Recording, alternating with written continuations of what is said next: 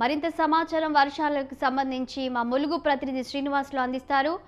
శ్రీనివాస్, ములుగు చుట్టుపక్కల ప్రాంతాల్లో వర్ష ప్రభావం ఎలా ఉంది, పరిస్థితులు ఎలా ఉన్నాయి? శాలిని, ఏదైతే అల్పపీడన ద్రోణి వల్ల గత 3 రోజుల నుంచి వర్షాలు విస్తారంగా తెలంగాణ ప్రాంతంలో కురుస్తున్నాయి. అదేవిధంగా ములుగు జిల్లాలో గత 3 రోజుల నుంచి వర్షాలు భారీ నుండి అతి భారీ వర్షాలు కూడా కురవడం జరిగింది. అదేవిధంగా మంగపేట మండలంలోని బొమ్మాయిగూడెం గ్రామంలో బ్రిడ్జి లేక గ్రామస్తులు చాలా అవస్థలు పడ్డ పరిస్థితి అయితే నెలకొంది. అత్యవసర పరిస్థితుల్లో ఉధృతంగా ప్రవహిస్తున్న వాగు దాటాలంటే గిరిజనులు చాలా భయాందోళనకు గురవుతున్నారు.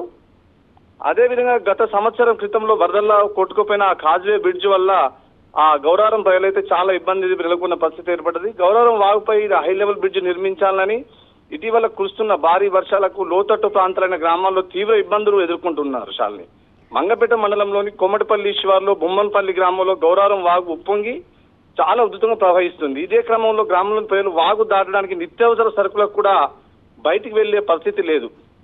అయితే శ్రీనివాస్, ఈ వర్షాలపై రైతులు ఏమంటున్నారు? శాలిని, అయితే ఈ విధంగా ఈ 3 రోజుల నుంచి వర్షాలు పడడంతో రైతులైతే ఆనందోత్సవాలతోని చాలా సంతోషంగా వరి నాట్లు పెరగడంతో నాట్లు వేయడం సాగుతుంది.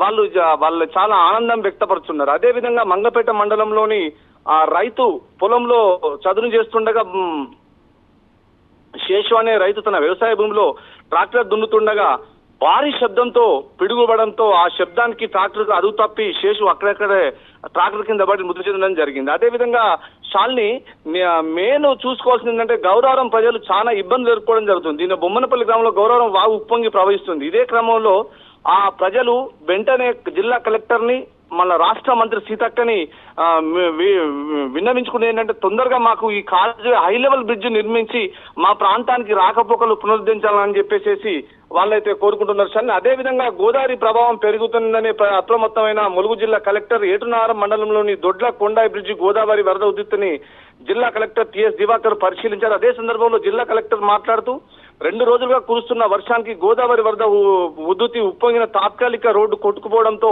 కొండాయి గ్రామ ప్రజలు నిత్యావసర సరుకులు వైద్యాధికారులు అందుబాటులో ఉంచామని జిల్లా కలెక్టర్ అయితే తెలిపారు. శాలిని, దీంతో పాటు సమస్యాత్మకంగా ఉన్న ప్రాంతాల్లో 2 బోట్లను సమకూర్చామని, ఇదే విధంగా ఎన్డీఆర్ఎఫ్ టీమ్ తో పాటు 4 బోట్లు అందుబాటులో ఉన్నాయని తెలియజేశారు.